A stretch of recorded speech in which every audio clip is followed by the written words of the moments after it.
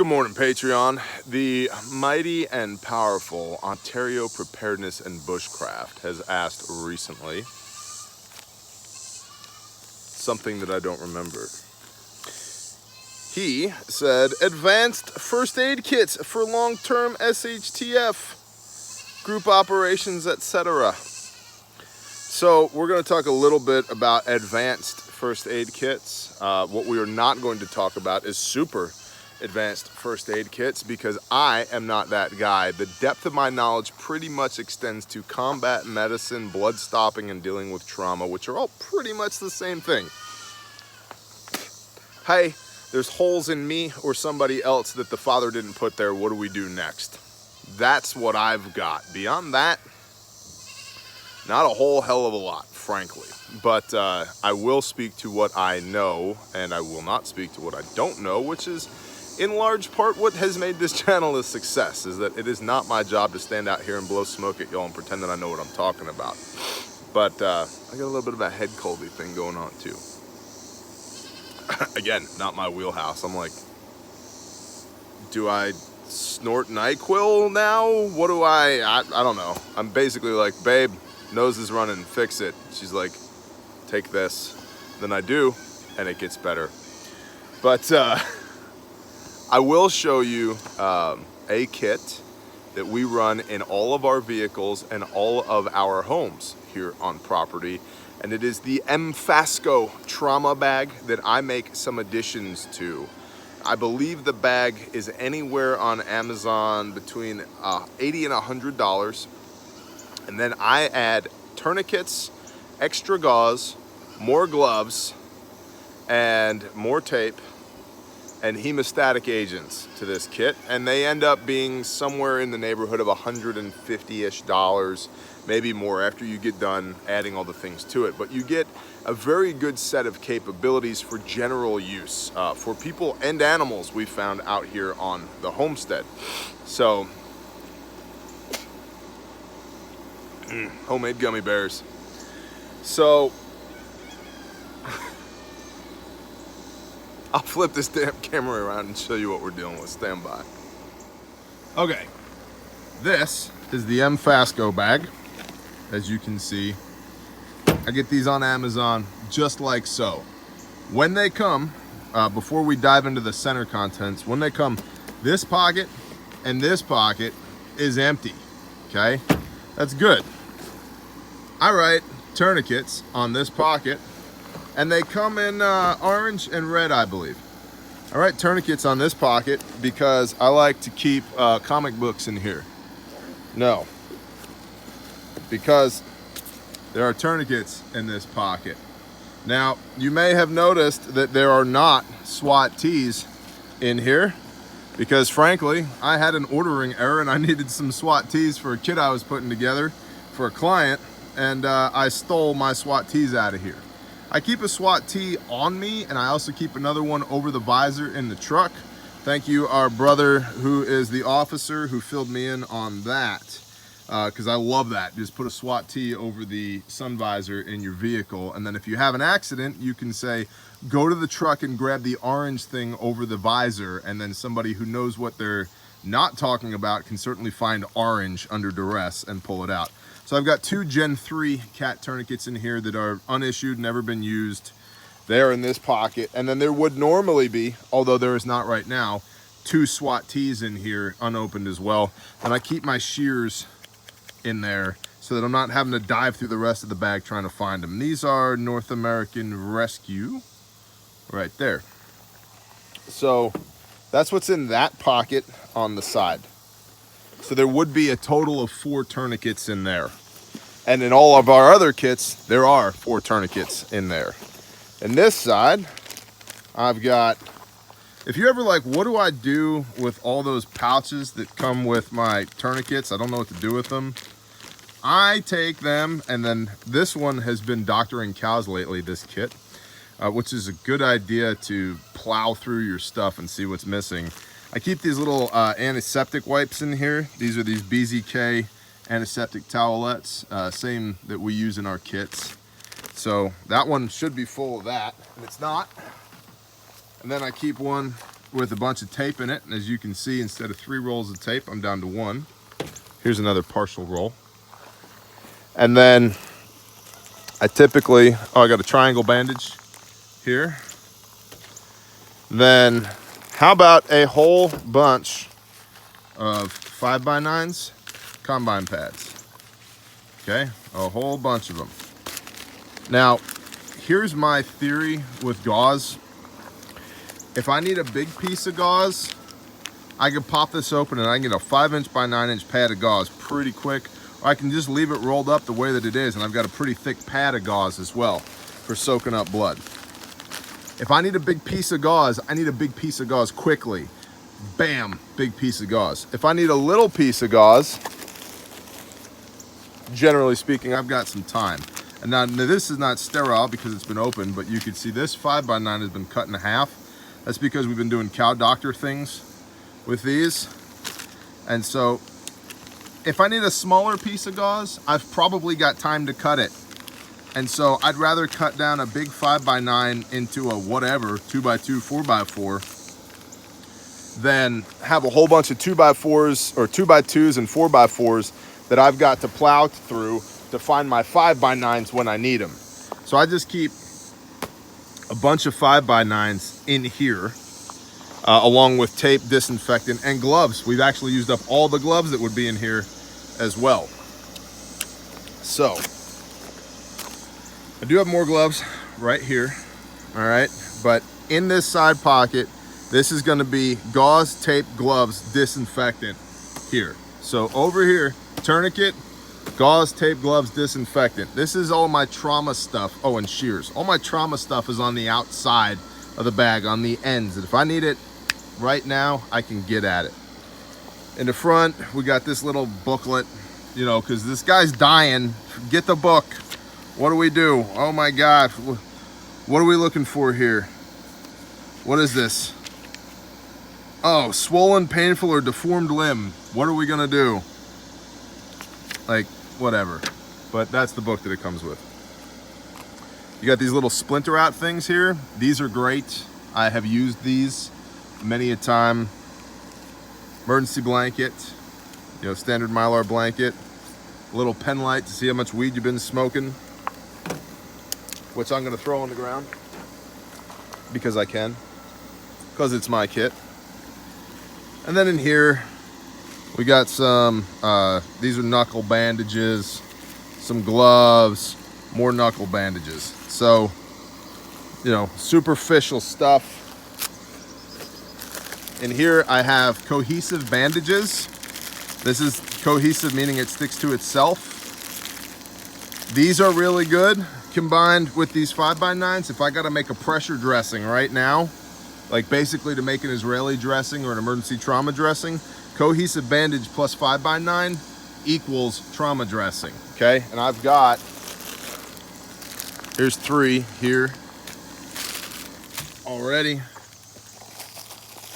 Then it comes with another one, a 3" right here. Big fan of the cohesive bandages. It's got this packet of all these different, we've got ammonia, alcohol pads, povidone iodine, burn gel, antiseptic, neomycin antibiotic. These are just your standard antibacterial hand wipes, and then you got sting relief right here. Okay, so that's nice to have. You might be better served with tubes of certain stuff, like Neosporin would be good. This is a mask for CPR. Eye wash, purified water, ophthalmic solution, ophthalmic solution, 98.3%. This kit has not been set up, but our other kits are set up. You got a blood pressure cuff here, and if you're gonna have a pressure cuff, you need a stethoscope. So it comes with these in here as well. Then you've got here some more eye wash, saline solution, basically. You wanna hear something stupid? A kid at one of my kids' schools recently had to have surgery because they lost their contacts, only to find out that they'd been in their eyes for 6 weeks. How do you not realize your contacts have been in your eyes for 6 weeks, you idiot? Okay, sorry.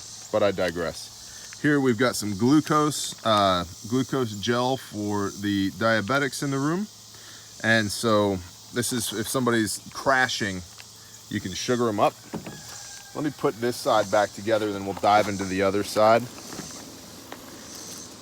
So this is going to be like so. That goes down there. And then that was on top. Put this like that. That like that. I'll probably put that like so. Put this back on here. And I'll put this back in here, my little book, so that I can remember how to do all the things when I'm under stress. And again, this is, as far as bags go, this is a pretty basic bag. There are people who have way more qualification than I do, who have bags that are way more badass than this one is. But this is, again, basic capabilities that we keep on site everywhere around here. There are 5 of these on property, 5 of them. And for whatever reason, mine has become the dedicated cow trauma bag. And it has also been used in the maintenance of sheep. So the livestock, whatever bag. In here, you've got a little tiny bit of tape that it comes with, which is again why I'm like, man, always add more gauze tape gloves, okay? So just a little bit of tape, and then this is unopened, but oval iPad, looks like some 3x3s, some 4x4s. Oh, it tells you right here, 4x4, 3x3, 2x2, 2x3, 2 5x9s, 1 oval pad, and a little bit of tape. Okay, it's something. Here we've got 2 cold packs. That's good. Looks like triangle bandage. Yep, there's triangle bandage back there. So we actually, between the one I added and the one that's there, we got some triangle bandages. We got a big, what's this, a 12x30? 10x30. Big 10x30 trauma dressing. So that's good. That's a big piece of gauze. It's pretty rare that you find that in a kit, so that's pretty good. Then we got some Kerlex over here, some rolled gauze. Looks like 2-inch and 4-inch, 2 of each. And then a whole bunch of Band-Aids. 280 Band-Aids. This is part of like when you buy a kit that's like, it's a 400-piece kit. 280 of it are these Band-Aids, right? So you want to watch out for that when you're buying first aid kits, where you think, wow, I'm getting a great deal on this 1,000-piece trauma kit. Well, 800 of those 1,000 pieces are Band-Aids. When you need Band-Aids, you need Band-Aids, but in a trauma kit, I don't need 800 Band-Aids. And frankly, most of the time when we're diving in and out of this kit, it's for one of these. And these have been used already, I'm sure. You know, come in here, grab one of these out, hand it to the child in question, and then close it up again. Because us adults tend to treat our wounds with like duct tape, or electrical tape is a pretty common one around here. So this, again, this is not basic capability. It's actually pretty decent capability for what you get. Now, understanding that everything in this main portion of the bag here came with it for 80 bucks.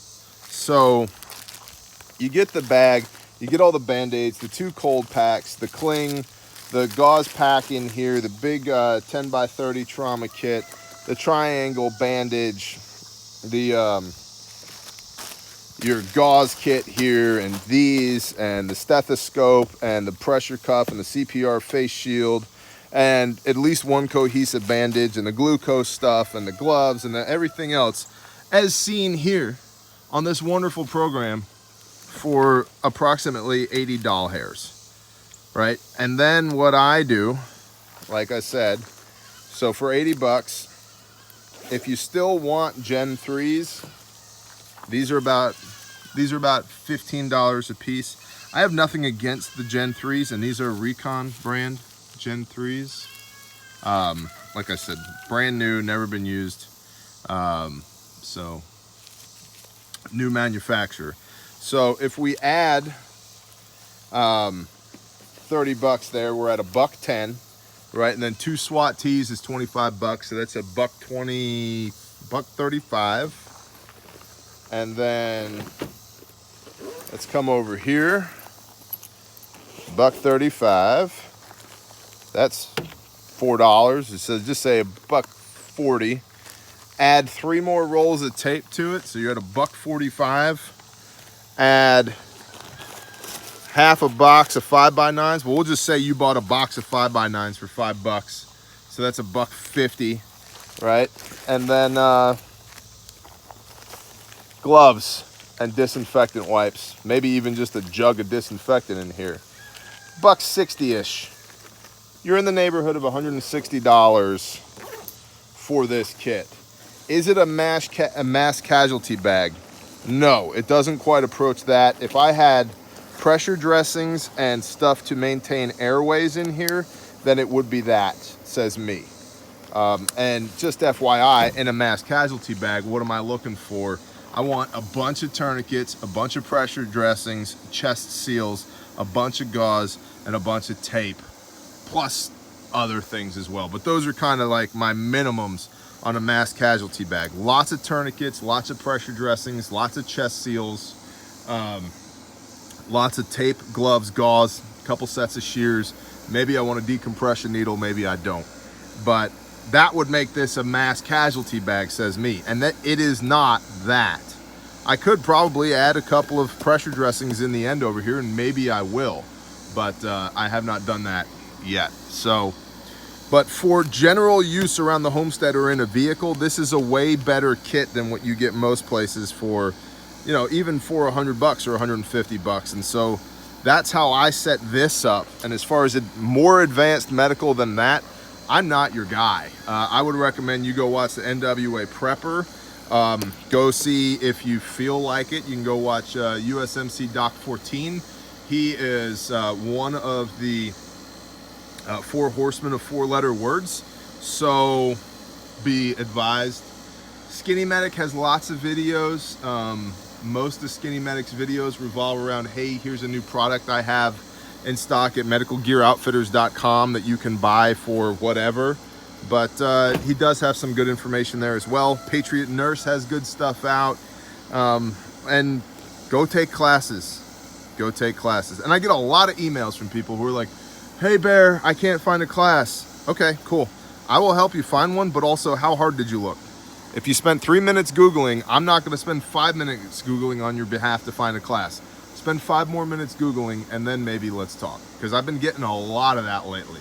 I'm like, if I can Google without knowing your area, your zip code and trauma medicine, and come up with 3 options for you in under 5 minutes, you didn't try hard enough, okay? They're out there. They are out there.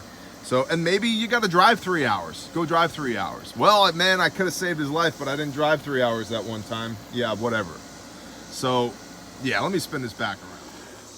Did you ever know that you're my hero? You're everything that I wish I could be. I can fly higher than an eagle because you are the wind beneath my wings. Patreon. OPB, I hope that helps. I believe OPB has a channel, Ontario Preparedness and Bushcraft. Y'all should go check it out and say hi and give him a little bear wave. But that's not the depth of my medical knowledge, but that's about as far as I'm willing to go in this capacity, because everything else I think really falls into, now we need training as far as how to use these things. So me talking at an iPhone is not training. So again, go get trained. I know it costs money and it takes time and it's hard. You don't get it, Bear. It's hard. You gotta go do the things. It's hard. I know. Suck it up. That's what we do. We do hard things. Bless you, OPB. Bless you, Patreon. Y'all are cool. Shalom.